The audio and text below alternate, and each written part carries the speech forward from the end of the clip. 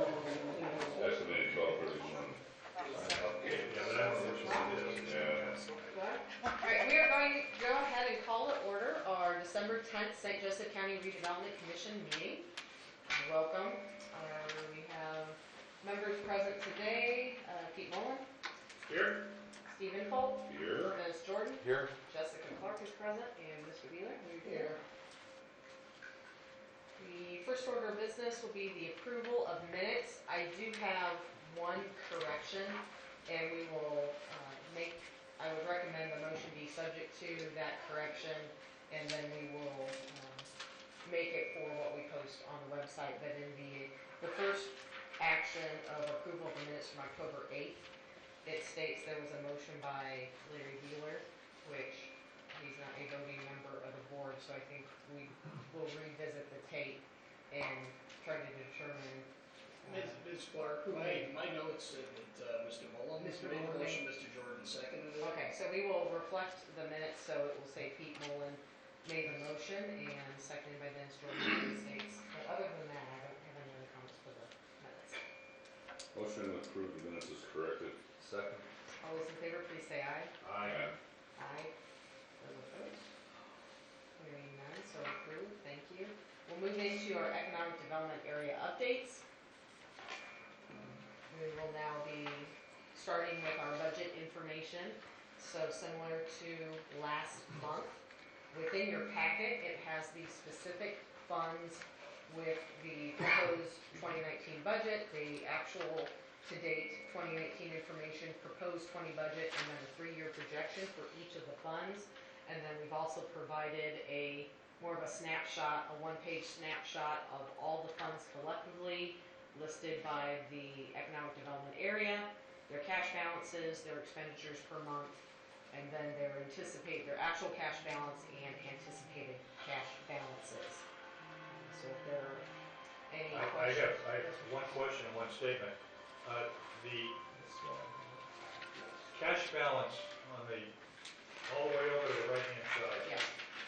Which one is that? Is that the estimated or is that November 30th? That is, so the as of November 30th is just for the entire report, but the estimated end of the year cash balance is what that last That is the estimated. It's the estimated based on, because we do not receive our December revenues until toward the end of the month.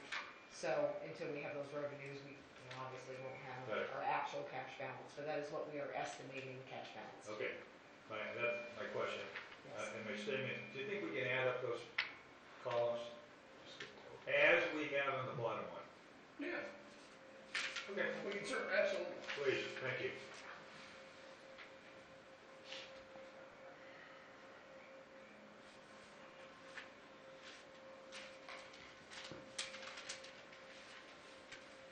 If there are any questions or comments, we can move into the 2020 meeting calendar.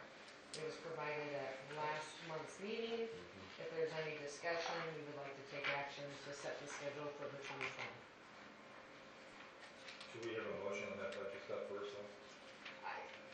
Not? Just a motion to accept the report would be appropriate. Thank you. So moved.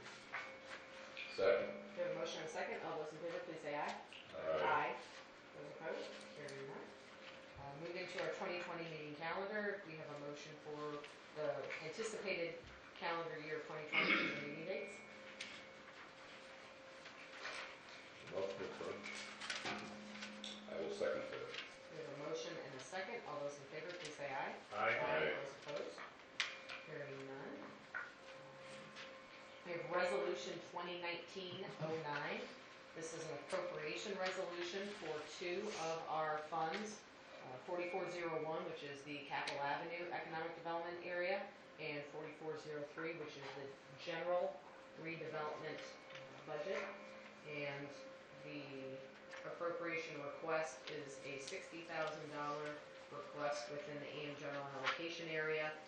These costs are to be used for expenses yet in the calendar year 2019 related to utility extension, the service facility contracts, annual legal, financial, administrative services within that allocation area, and likewise for the Redevelopment General Commission Fund, similar types of expenses with a total of $30,000.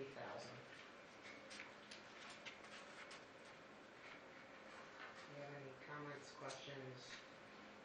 Were these budgeted earlier in the year? These were budgeted earlier in the year, within the overall budget. We made our first appropriation, I believe, in February, and we were trying to anticipate the expenditures we would need in the calendar year. This additional funds will just make sure we do have enough money to pay the remaining of the November, December bills. Most specifically in the capital admin area is the Dan Charter work related to the Penn Harris Madison property that we're working with the Fire Township on in the highway service contract. And the redevelopment general fund is mostly financial and legal. I was busy making writing, and I heard two figures, 160,000 and 130,000. Yeah, the AM general allocation appropriation request is 60,000. Yeah. The redevelopment commission fund is 30,000. Okay, Motion to approve. second. All those in favor, please say aye. Aye. Aye, those opposed? Hearing none. Motion approves. Moving to a professional service proposals, Mr. Shalio. Yes, we have, in anticipation of service needed in 2020, we have 3 professional service proposals. The first is for Thornton Grodnick LLP to provide the commission with legal services.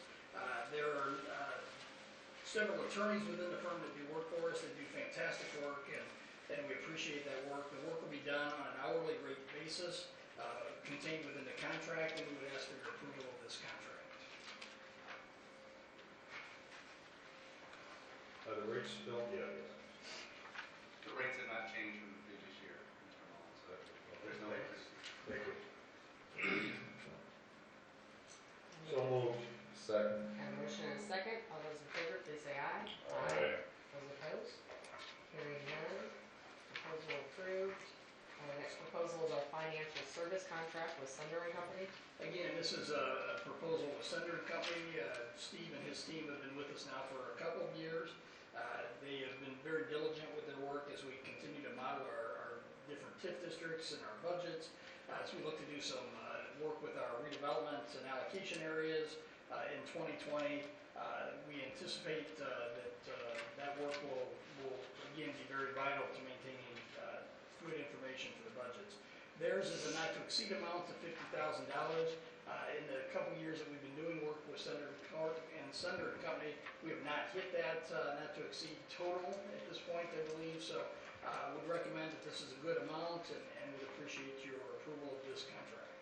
And this contract also includes the tax abatement work in coordination with our smaller towns and other requirements of the county council that they perform through the redevelopment commission. Really, this is going to be an omnibus for everything, is that what you're saying? The council? It has been, as we've done with the tax abatement review, again, trying to continue to tighten up tax abatement review. We've been the ones that have covered that cost as part of that work. Again, trying to make sure, because the majority of Will the this tax. be the only contract that comes with Sunder? No, the auditor's department will have a separate financial consultant contract, but how it relates to TIF abatements and the economic development side of it, Commissioners it have comes through the redevelopment. just the two, just redevelopment and, Yeah, I'm not aware if they have other contracts with other departments per se, but the two I'm familiar with is the county I believe it's commissioner, the just these auditor, two. and I believe it's just these 2 contracts. and you can confirm that. We can, yes, absolutely. Move approval. Second. a motion and a second. All those in favor, please say aye. Aye. Aye. Aye, those opposed, hearing none. Proposal approved. And lastly, the advocacy services with Hash Ginsburg. Over the last year and a half, we've been working with Matt Ginsburg, the TAI Ginsburg and Associates to provide the Redevelopment Commission of the county with grants, consulting, and legislative advocacy as we seek to apply for different outside grants and matching fund programs. We've been successful with the EDA grant for the broadband project and have a couple other grants pending, or actually there's one grant pending at this point in time, the Chrissy grant for the rail projects in the New Carlisle area. We believe that this work is vital. It's been very helpful as we've needed letters of support or other advocacy as we've worked our way through different projects and processes. They have an existing contract with us through the end of the year. We'd like to extend that contract for another calendar year as we continue to move forward with projects. This would be on an hourly basis or materials basis with a not to exceed amount of $60,000.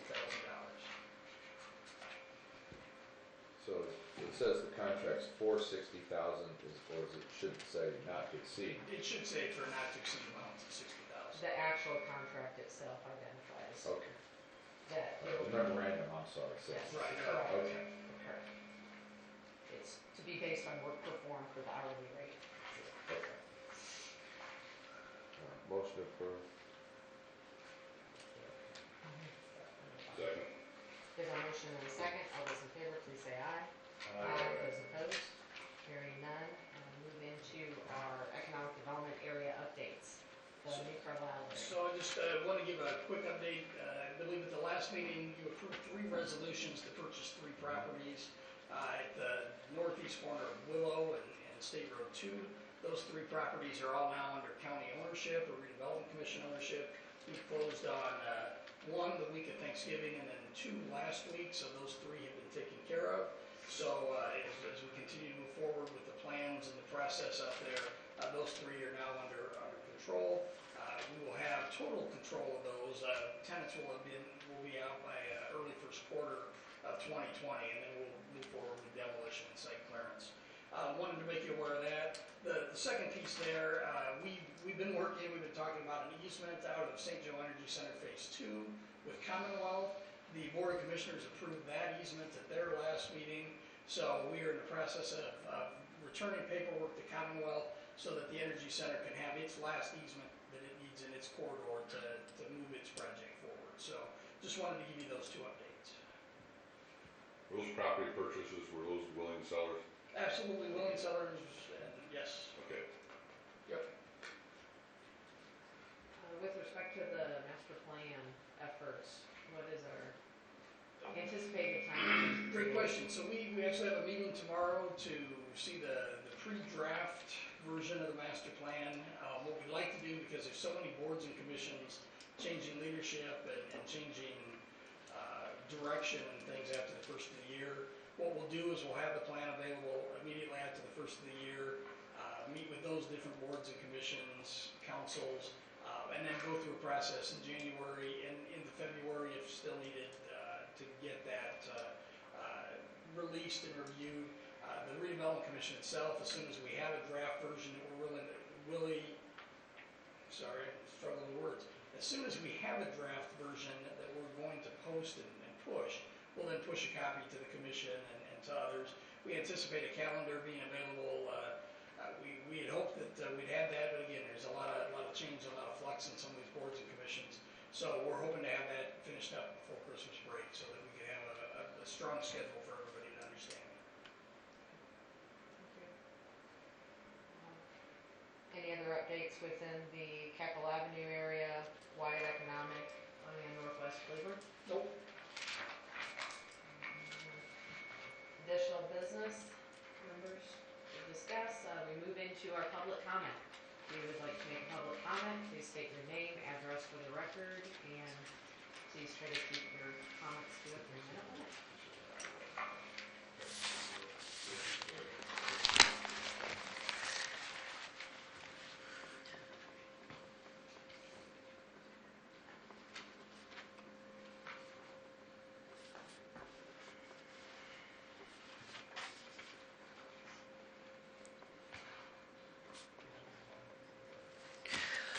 Hi, Deborah Durrell, 21677 Otten Road, South Bend. My questions and comments relate to the IEC. Thank you very much for the update on the timeline of those reports. However, there is still one issue that I think bears commenting on, and that is that the timeline that we received from Bill's last presentation indicated that there would be a public presentation of the master plan in November, and in the discussion this morning I did not hear that included in the timeline.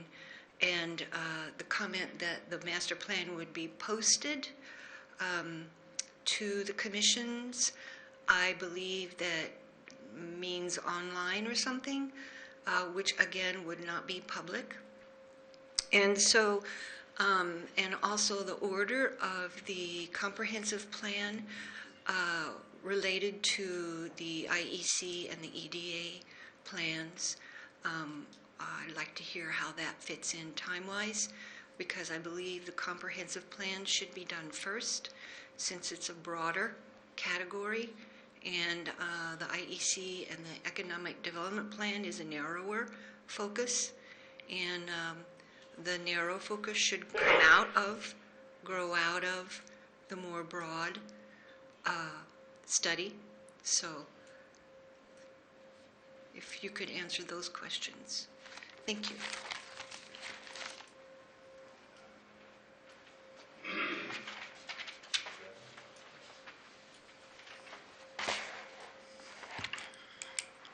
My name is Victor Myers.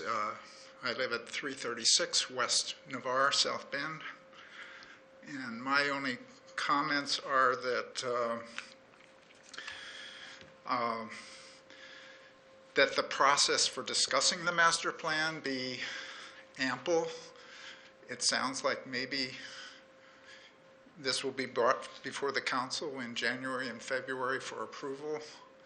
I'm not clear on that, but this is a big plan. It takes time to examine and study it. I would also belatedly express objection to the expenditures of $800,000 for purchase of property before the plan was even approved. It seems like a backwards approach. And that is history now, that's done. But hopefully that plan will be approved before any future purchases are done. Thank you.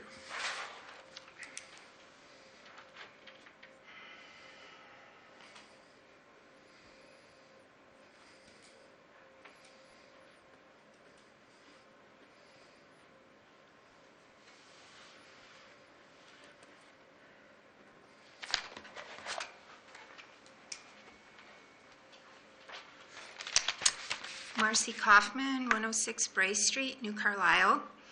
I am on the Town Council of New Carlisle, but I'm speaking to you just as my own self, not representing the Town Council.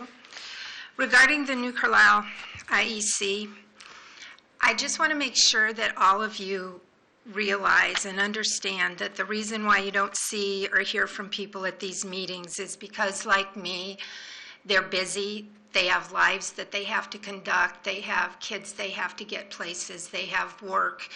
They have farms to operate and things.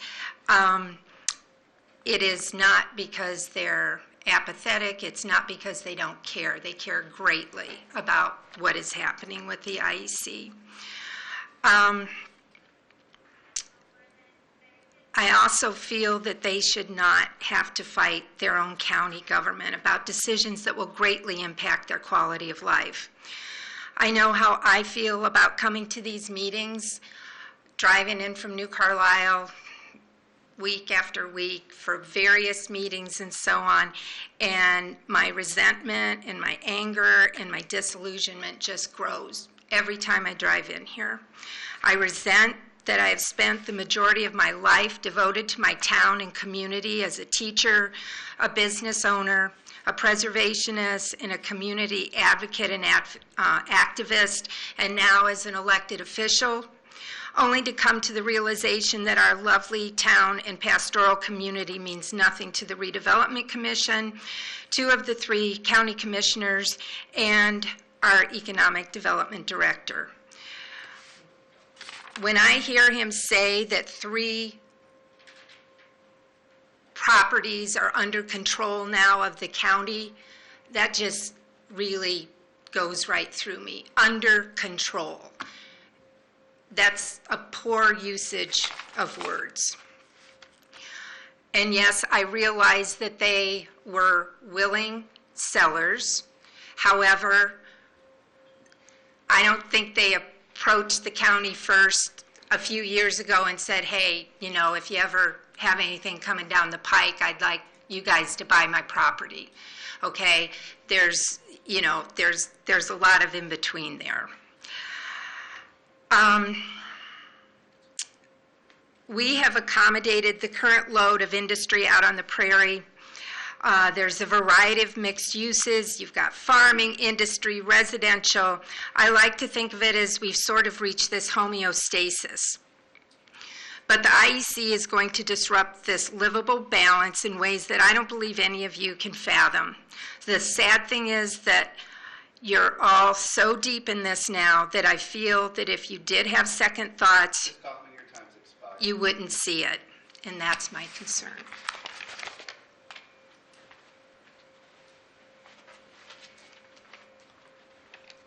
Good morning. Judith Wroblewski, 515 South Mead, which is on the west western side of South Bend. I am a retired registered nurse from Memorial Hospital and spent my last 20 years at the WIC office, and after working 5 years in the hospital. I'm currently an urban food horticulturist and founder of Kankakee Wetlands Organic Gardens on 5 properties our organization owns, and it's an all-volunteer, not-for-profit. Members of this commission, good morning, and any members of this type of commission have a huge responsibility as the decisions that you pass on to our elected county councilors affect the wellness, meaning health, of county residents for decades and even generations to come. You have volunteered, in effect, to be like parents raising a family. Parents' role in the family is providing the best for foundational needs first before luxuries and wants provided by commerce. And not the wants that are marketed to us by salesmanship, even by our county economic director. Please heed the advice of the science of climate crisis and climate change, and preserve and protect our county prime agricultural farmlands and open spaces. Wellness in life is dependent on clean air versus smog caused by pollution and deforestation. The science to buffer hot temperatures and avoid smog is to have 20 to 30 trees per acre on arable land, in towns and outside city and town limits. Ensuring 20 to 30 trees per acre will help balance the hydrological cycle. You all may not be aware that climate science acknowledges that water governs 95% of the heat dynamics of the planet, and again advises 20 to 30 trees per acre on arable land as part of the strategy to restore the heat dynamics. Soil and agronomy science acknowledges that most agricultural soil in our county and most of the United States is deficient in carbon. So growers need your help in affording new equipment, tools, and cover crop seed to redevelop the organic matter in soil. Judith, your time's expired. Thank you.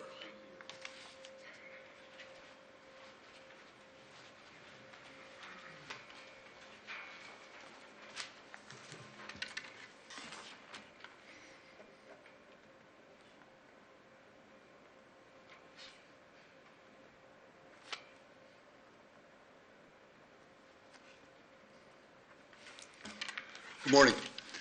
Dan Caruso, 305 Compton Street, New Carlisle. As my friends have more eloquently than I could ever hope to express, told you and let you know, ditto. I agree with everything they say. I just can't believe the state we've gotten to with our property out there, with the schools, the libraries, the brownfields that are already crumbling that could be where this money could be spent, the PSAP whole situation. We've got shortages everywhere else, but we're going to keep dropping money in these properties out here. And yes, Mr. Shalio, it is one thing to be a part of the county. It is another thing to be owned by the county. Yes, that property is St. Joe County property, but now that the county owns it, they can control what goes on that property just as I can on my property as a homeowner. This is dangerous. In our situation with all the agriculture in that area with the shallow aquifer, there needs to be a big slowdown. And I guess this is why I'm here right now. I'm asking that there be a moratorium on any further expenditures on land in that area until the new comprehensive plan is put together and shows the direction that this county needs to go, particularly with areas that are already blighted that need to be restored, particularly the west side of South Bend, which we took a bus tour, and it is just crumbling with the empty warehouses that already exist up in German Township. And we're going to build more warehouses out there, more structures out there that in 10 years when the tax abatement goes away will become empty warehouses and will be begging renters to come in for pennies on the dollar of value. Please, we need to stop right now until we can get a new comprehensive plan which considers all these changes that have come into play since the last comprehensive plan was put together. Thank you.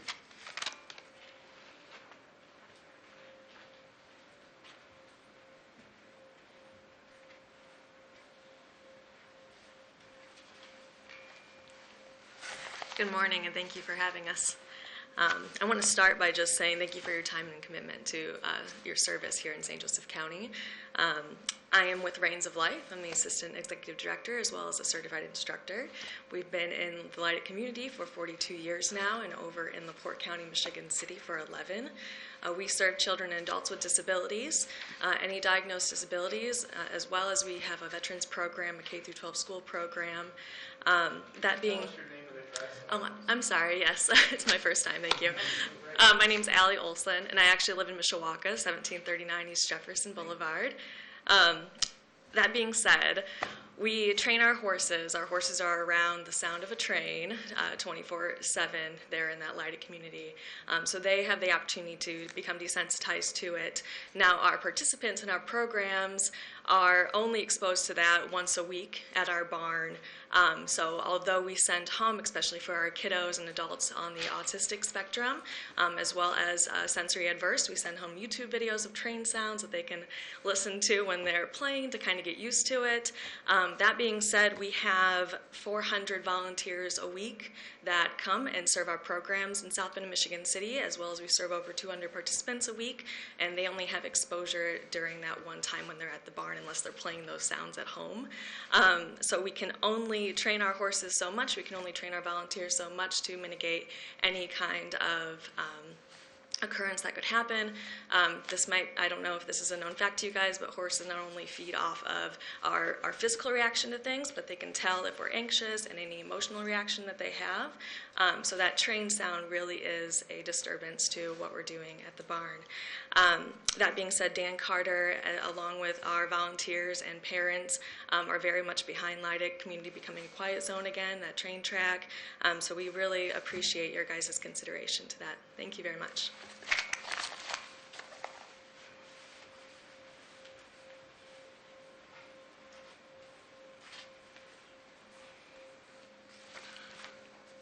Good morning. My name's Arthur Wheeler. I live at 50707 Carrington Place Court, right on the state line in Niles and South Bend. Never had done this before, so I'm a little bit nervous, but I come from a 40-year background in procurement and auditing for the company W.R. Grace, a large chemical company on the East Coast. My question is, one of procedures and approvals. And it's simply a question, really. Who and how does the final decision, I agree with you people, but pay $880,000 for 3 properties? Who negotiates that? If you have one entity that's strongly in favor of acquiring it, and the other entity strongly in favor of selling it, which is what you all claim to want, a win-win situation, and we all want that. But there's a force involved in that arrangement that defies the ability of the county to realize the maximum dollar for its money, if you can appreciate that. So my question is, farmer says, I want $800,000. The Economic Commission says, or I'm asking this question, they say, no, we think it's $700,000. Does that really go on? Is that going on now? Who does that? And do you ask the questions, the same questions that I'm asking? Because I understand dollars are precious to the county at this point, and there's always a possibility to do that, to realize that savings between those 2 offers. The same thing applies when hiring consultants. Not always the lowest price, I understand that. You're looking for quality, and you're looking for experience, and you're looking for somebody you have confidence in. Those are usually the driving forces, but not the only forces involved in picking a consultant for the other things you take into consideration is other departments going to use this legal representation that you're hiring, or the public relations effort that you're hiring? Have you thought about pooling your interest with other agencies of the county? That's enough questions for today. Can somebody address that, please? If you are available once the meeting is over, we can. I'm a little hard hearing. So I say, if you are available to stick around once we adjourn the meeting, we can talk on a one-on-one conversation. Okay. Talk more specifics in that type of thing. Yeah, I've already approached Mike Hammond about the same type of questions, but he's a busy man too. Yeah, just generally, I mean, the county is subject to Indiana code, procurement, and expenditure laws and regulations. Yeah, I get concerned when I see the headlines about not bidding for towing and not bidding for nursing and these headlines. So are we bidding for consultant? Are we bidding? Enough of my questions. Thank you for your time. Thank you. Do you have any other public comment? Motion to adjourn. We have a motion to adjourn and a second. Just as a reminder, we do have surveys available for our Title VI program that we would appreciate your voluntary participation if you are interested. It helps the county take a look at the programs and services and look to try to make them all inclusive and as available as possible. So we do appreciate your participation in that. With that said, we have a